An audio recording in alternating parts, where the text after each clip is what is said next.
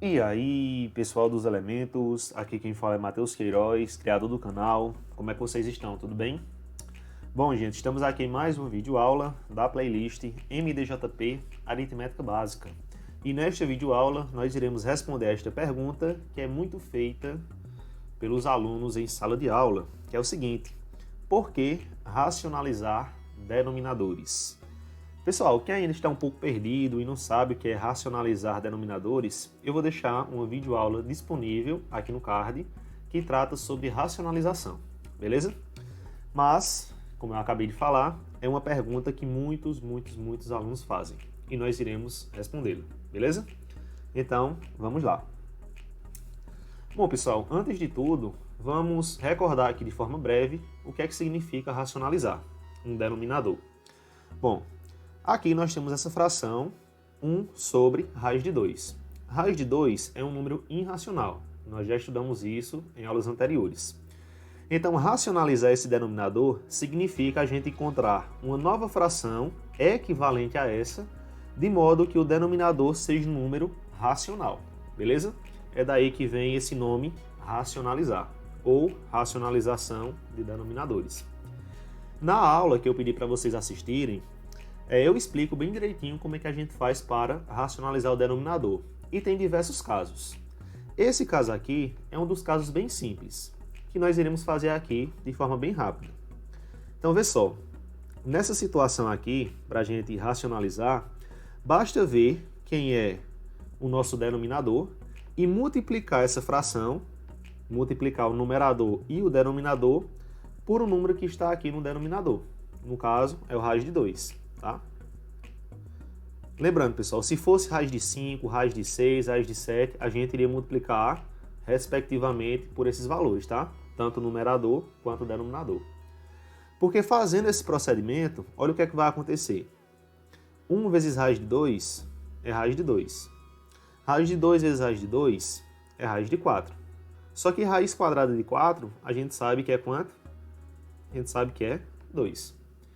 O que foi que a gente acabou de fazer aqui? Nós acabamos de racionalizar o denominador. Inicialmente era raiz de 2 e agora é 2, que é um número racional. Então a gente concluiu que 1 sobre raiz de 2 é igual a raiz de 2 sobre 2. E é nesse momento que os alunos ficam: mas meu Deus, por que carambolas a gente tem que fazer esse procedimento? E a justificativa é bem simples. Pessoal, quando a gente está trabalhando com situações, problemas do dia a dia, principalmente aí na área da engenharia, da física, esses valores da forma que estão aqui não são muito convenientes. Imagina você pedir 1 sobre raiz de 2 metros de uma fita. O cara que vai medir essa fita não sabe nem qual o comprimento que ele tem que te entregar. A mesma coisa com o raiz de 2 sobre 2. Então, matematicamente, o que é que a gente deveria fazer? Pegar esse 1 e dividir pelo raiz de 2, para encontrar o número decimal, que aí ficaria fácil de medir essa fita. Tá? A mesma coisa com o raiz de 2 sobre 2, né? Embora eles sejam iguais aqui, esses valores. Aí, nesse momento, vocês me dizem o seguinte: basta pegar uma calculadora e fazer essa conta. Tá certo. Mas se vocês não tivessem uma calculadora, aí teria que sair na mão, né? Na mão, a gente teria que fazer o seguinte: pegar o 1 e dividir aqui pelo raiz de 2.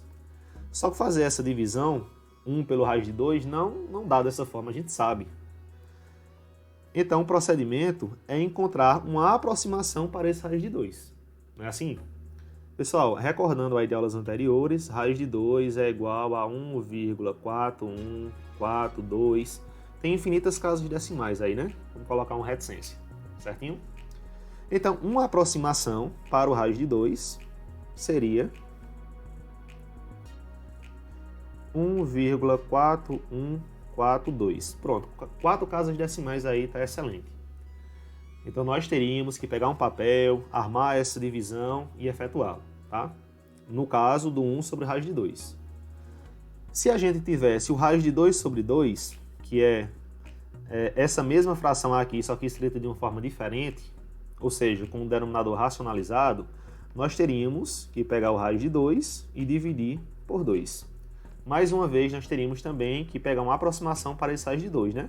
Que a gente já tem aqui uma aproximação excelente. 1,4142 dividido por 2.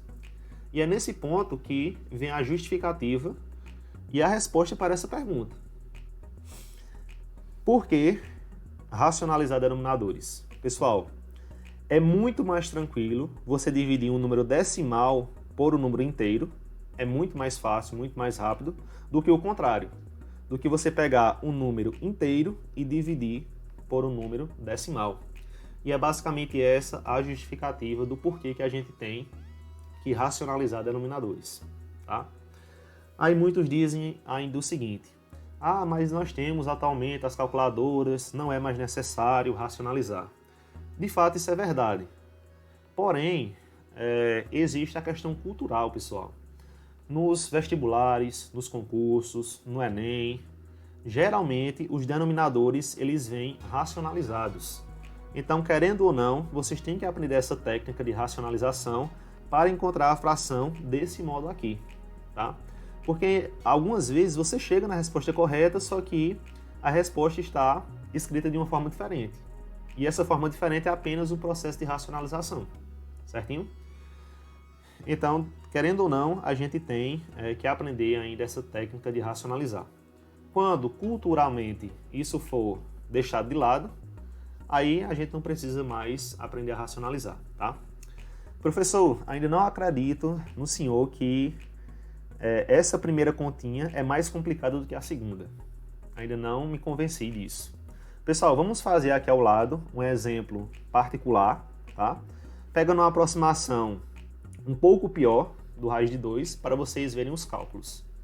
Para que vocês vejam que, de fato, essa primeira conta aqui, pegar um número inteiro e dividir por um número decimal é mais complicado do que fazer o contrário. Pegar um número decimal e dividir por um número inteiro, tá? Então vamos lá. Deixa eu fazer até de vermelho aqui. Vamos pegar o 1 e dividir... Vou colocar mais em cima aqui. Pegar o 1 e dividir pelo raiz de 2. Uma aproximação para o raiz de 2 apenas com uma casa decimal, certo?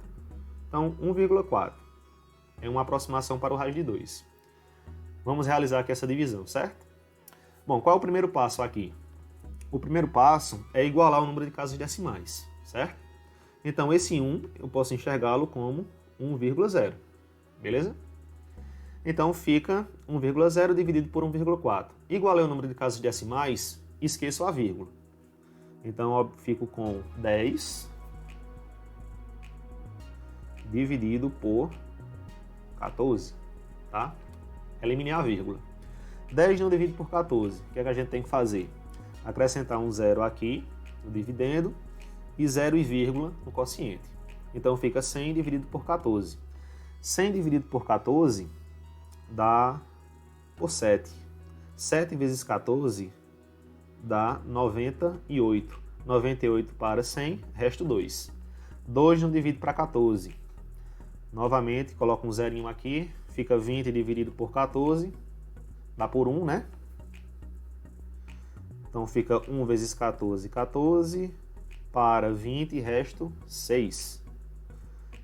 6 não divide por 14.